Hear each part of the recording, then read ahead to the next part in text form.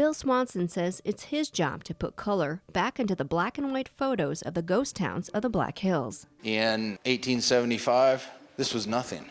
This was total wilderness.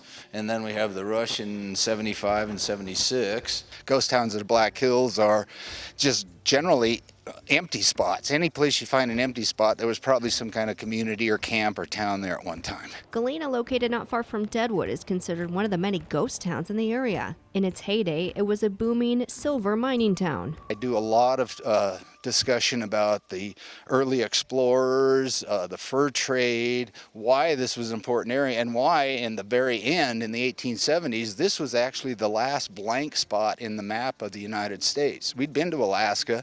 There were mining in California, Montana, but this was an Indian reservation and nobody was coming in here. We had some settlement in the eastern part of South Dakota because of the treaty with the Yankton Sioux, but this was the blank spot on the map. But there's always these tales coming out of gold in these Black Hills and wealth. And the Army had been around here and mountain men had been through here, but it wasn't until they actually sent Custer in.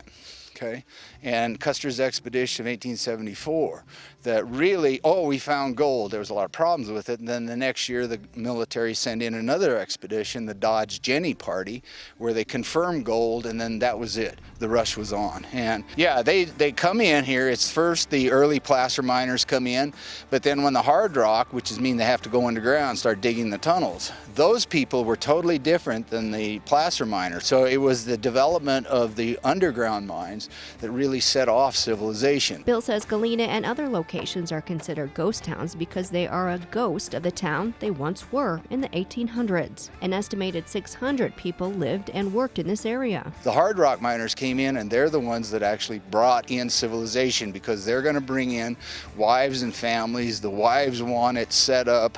They want the schoolhouses and they want the churches. In his ghost town tours, Bill gives a history of the area, including the early explorers, settlers, and structures, and even some sprinkled in, handed down stories.